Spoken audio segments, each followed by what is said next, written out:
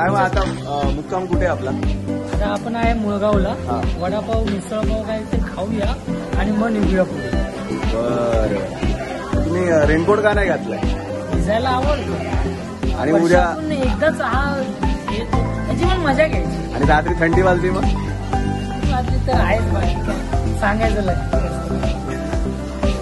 आणि अचानक भयानक मध्ये ज्यांना आशा होती की मला यायचंच आहे, राईडला यायचंच आहे, त्यांची इच्छा पूर्ण झालेली आहे. आणि रायडर स्वप्नील पवार यांनी आतापर्यंत सह्याद्री पर्वतरांगा पालथ्या घातलेल्या आहेत, गिर्यारोहक असं वाटत नसेल चेहऱ्यावरून. आणि त्याचबरोबर आमचे रात्रीचे कामगार 4 वेळा काल मॅच पाहिली त्यांनी. इंडिया जिंकली म्हणून. तर मग कसं वाटतं इंडिया जिंकली तर? इंडिया जिंकली, मस्त वाटलं. असं वाटलं 3 वेळा वर्ल्ड कप जिंकला, कारण 3 वेळा हायलाईट बघितली.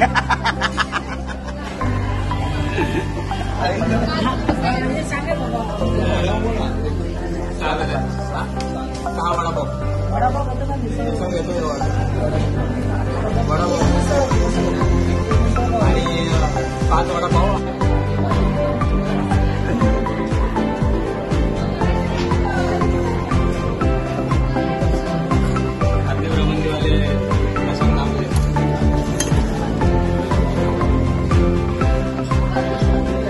मुळगावचा वडापाव, सुप्रसिद्ध बदलापूरचा मुळगावचा वडापाव.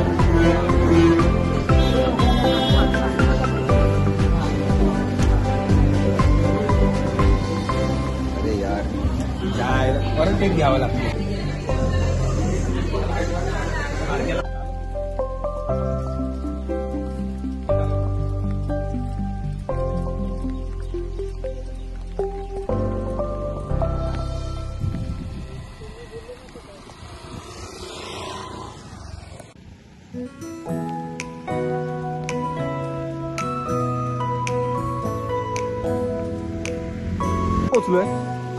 पोचलोय कुठे?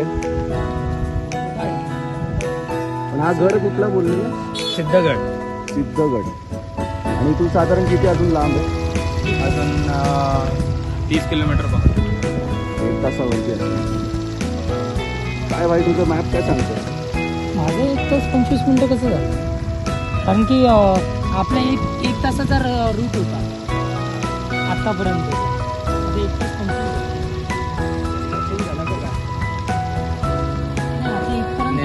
आपले सचिन भाऊने मॅच फिरवून टाकलेला आहे. लॉंगेस्ट रूट हवा असेल तर सचिन भाऊंची मदत आपल्याला नेहमीच होते. चला चला चला. उल्हासनगरला जाण्यासाठी सचिन भाऊ आम्हाला कल्याणवरून फिरून येतात.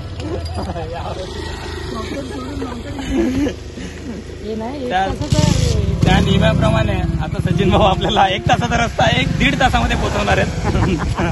पुन्हा एकदा प्रवासाला आपण सुरुवात करूया आणि आनंद घेऊया.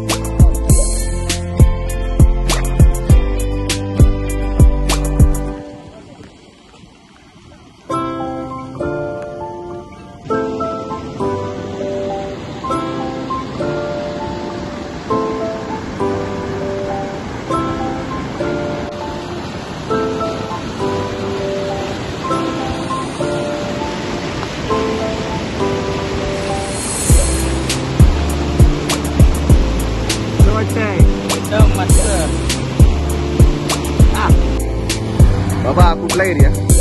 कुठला एरिया आहे? एरिया कोणता आहे? गाव कोणतं आहे? गाव कोणतं आहे? जय हिंद.